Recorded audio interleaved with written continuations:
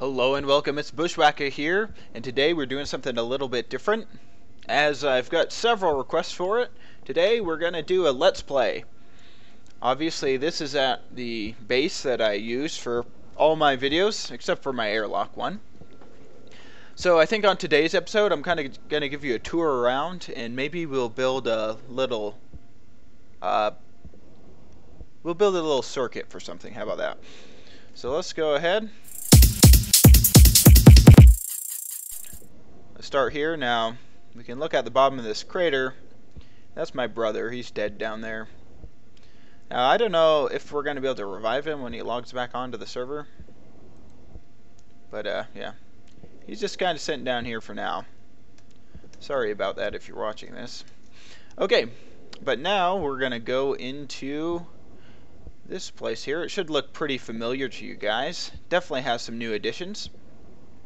But if you watched any of my gas videos, this is where all that magic happens. So you can see critical. Oh, my power's critical. Let me go grab a battery real quick. Okay, I grabbed a battery. Now, like I was saying, I've made a couple changes in here. I've added these chutes here. So on the right, this looks a little weird. It's hard to tell from the inside, but I can go in ahead and put any ores I want into this right side here. And they'll go up, they go kind of across the top of the building, and then they come back down. And then you can sit here and you can activate the furnace. And I guess there is something in there right now. That's the one thing that I found a little challenging is sometimes it'll hide either in this chute here or inside the furnace. And I don't know until I try to smelt it. So I don't know, there might be a workaround for that. But right now I just have to come and press the button. Luckily, if it's stacked up too much, I can see it in these glass panels here. And then once the chemicals, the ores get smelted, they go out of this chute and they go up and across and over to my base. I'm also thinking of adding a pipe network, so then if I ever want to pressurize my base more or something, I can do it from right in here. So you can see I have a couple lights. And yeah, that's pretty much it. We can go ahead and close. Well, actually, we'll turn off this light. Saving electricity is a good thing. Over here, I had a little circuit all hooked up where I could turn off the power to this building. But this building, when it's completely running, it uses about 200 watts of electricity, which is the exact same as a computer that it would require for me to hook up the switch. So then when I was using this, it turned out I was using 200 all the time no matter what for my computer, and when I wanted this building on, it would cost the computer 200 watts and this room another 200 watts. So it was just way too power hungry. So now I just have to rely on turning everything off myself. I also had a little light that would come on when you're in there, but again, it was just using too much power, and unfortunately I couldn't do that. So you can see it comes out of the furnace, it goes across this piping here, all the way across into my base, and then the power is obviously supplied from my base as well. Before we head inside, we can keep on looking at the outside, these air scrubbers and stuff I'm just storing out here. We'll just run around back. I just kind of want to show you the whole scale of it. I just added this addition onto the back here. And you'll be able to see that once we get inside. And just a couple crates, so nothing too crazy. We'll go up above the base now. Here we go. Not completely done. But as you can see, I have been lazy. Power low. Oh, my power's low again. I have been a little lazy, and all my solar panels, they're either facing east, straight up, or directly west. That's just because I haven't built that computer to control them now.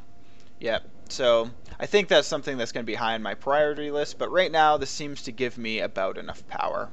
And they did just install these panels that have a network connection on one side and a power connection on the other.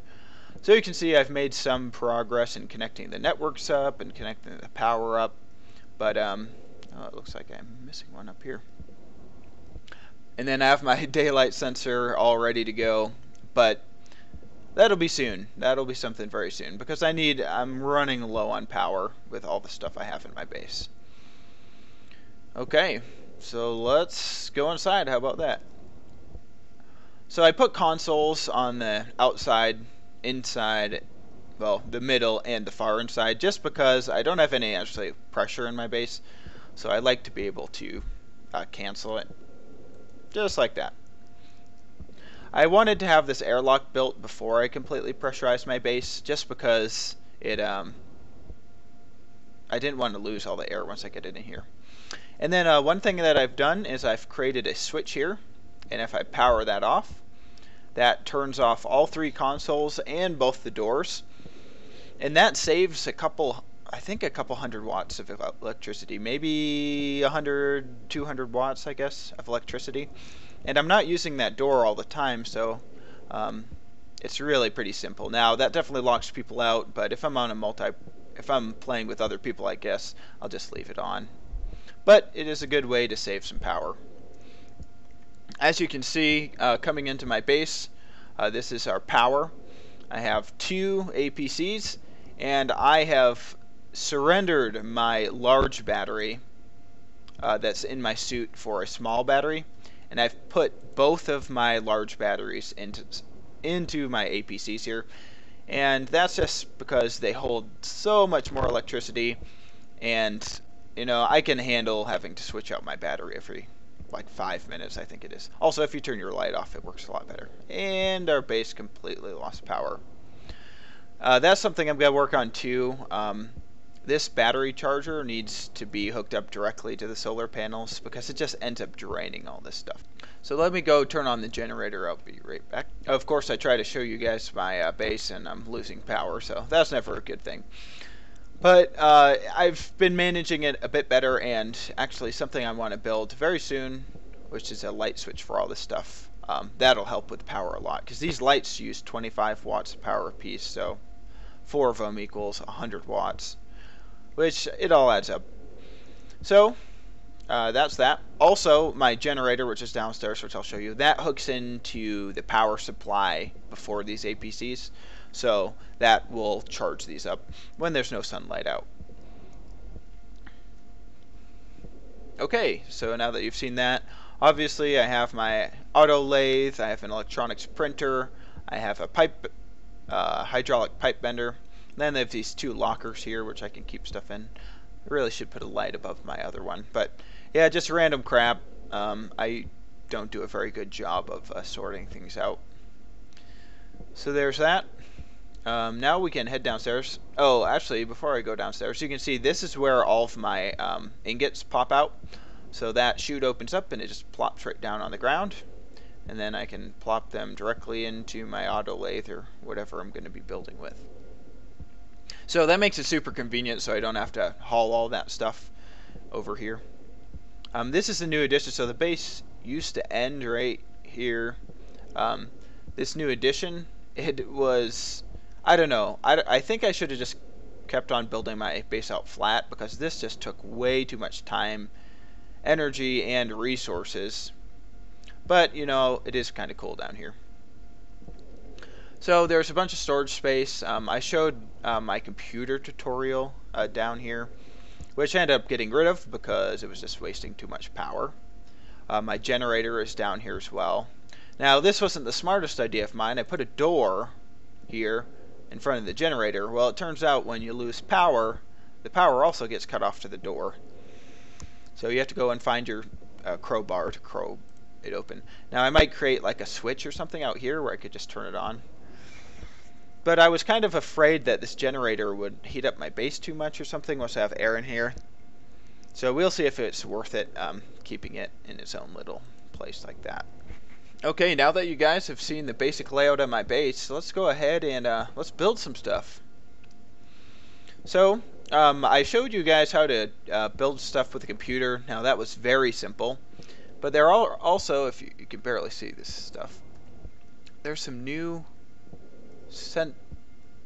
logic chips that I've been playing around with. So actually, because the computer uses so much power, And to shut all this stuff off, it wouldn't even be worth it because the computer again uses as much power when these are on as it would save.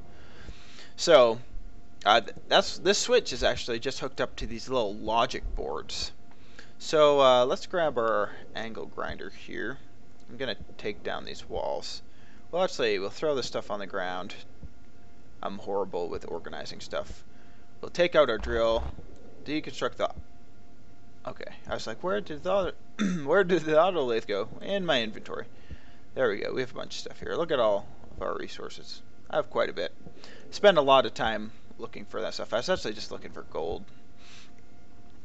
Okay, now we need our angle grinder, which is nowhere to be seen.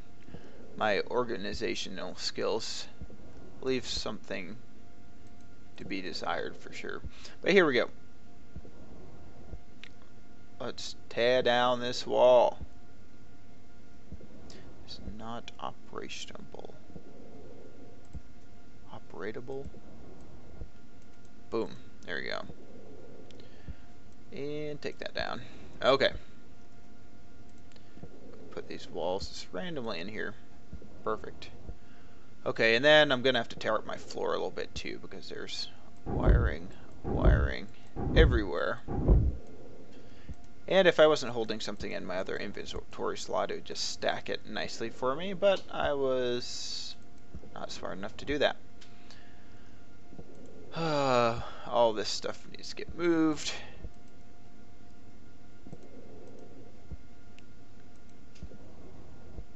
Okay. Just throw it over there. Good enough, right? Okay. Now I'm going to try and be a little smarter this time. So I'm going to take this here. And I will put my grinder here, so then when I tear up all these wires... So these used to go to... this one used to go to my pipe bender when the base was smaller. And actually still goes to that, so... Let's try not to destroy it too much. Okay, I just wanted to save a little bit of cable here. So we'll go and finish this up. There we go.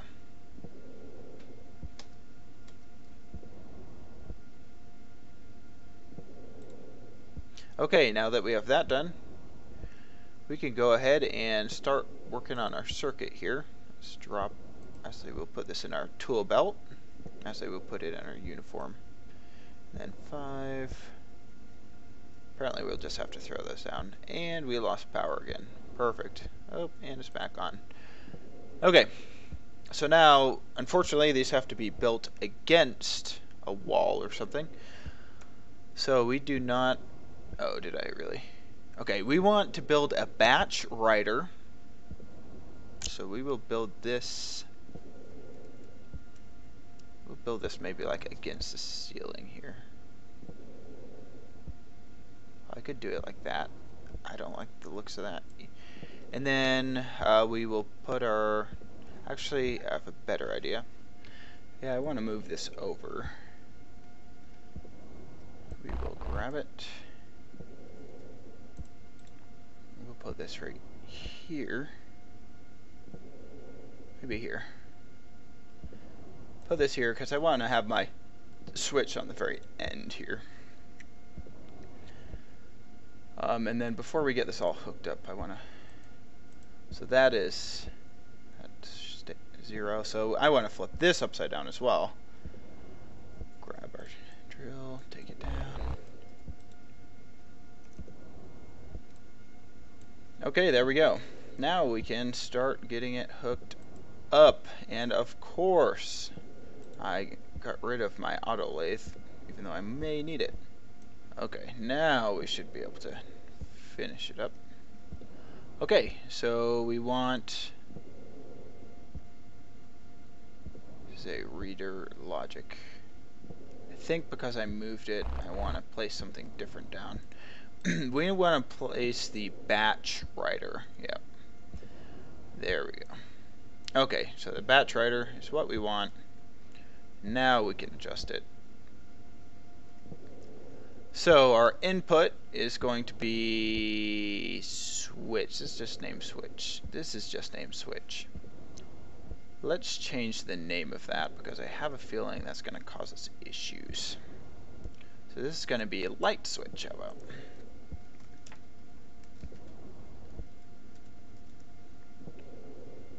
Okay, so that is now named light switch. We can turn this guy off. Okay, grab our screwdriver, and our input now is going to be light switch. So light switch, turn it on as well. So light switch is our input.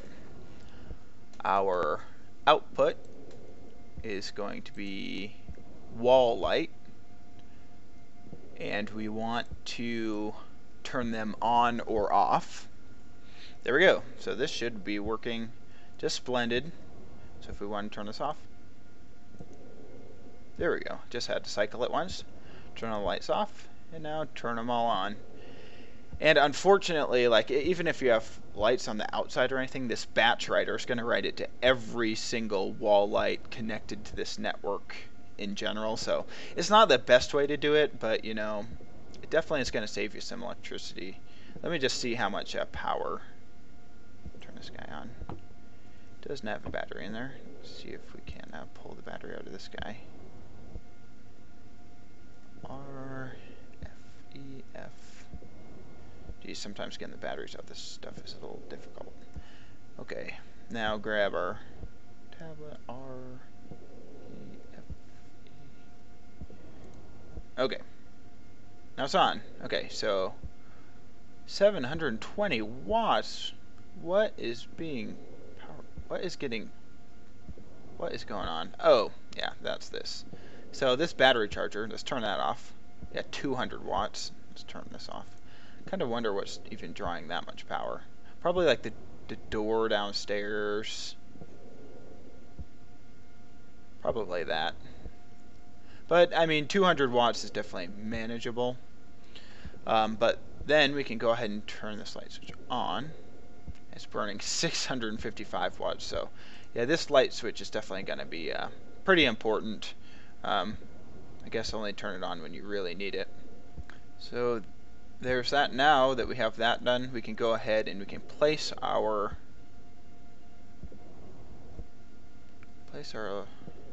thing back. Where did it go? Oh, I put it in my uniform maybe? Well, I look like an idiot here. I can't find where I placed my... Oh, here it is. Duh. Auto lathe. And we can place this down right... Ooh, I have a good idea as well. So now we have our auto lathe all set up, and it can power up just nicely. Probably not the most efficient wiring ever, but you know, we have plenty of copper.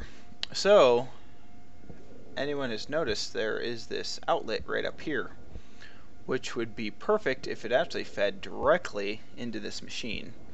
So we're gonna go and we're gonna make some chutes.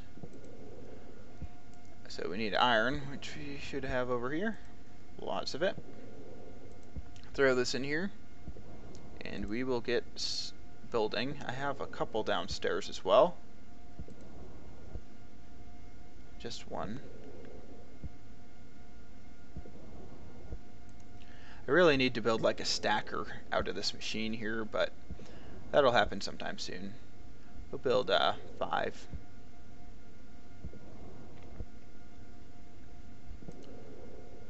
So the really nice thing about all these machines is, if you have, let's just take this silicone here. So we have 77 grams. We can throw that in here. Then also we have this, which is another 60 grams. We can throw this in here, and it automatically stacks it for us. So look at that. It combined it to 137 grams. So that's why I think I'm going to feed everything that I smelt into my auto lathe here, and then at least it should build it up and combine them all together. So let's grab our chutes. Need to grab our drill to take this guy down, and we will get to building. So we will have it turn. There we go. And then finally at the bottom here we will put an inlet. I don't think these inlets face the right direction. I don't like that they're at a 90-degree. But you know what? I guess that's the way it is. There we go. Look at that. It looks super industrial now. Okay, and now with the power out, sorry about that, guys. But I think I'll call it an episode for today. I want to thank you guys for watching. If you like this kind of new style of video, definitely let me know. I definitely take you guys' input into consideration when making things like this. And I read all your comments and everything that I hear. I definitely try to take to heart. I would like to thank you guys for watching. If you like this video, go ahead and leave a like. If you have any questions or comments, definitely go ahead and leave that below.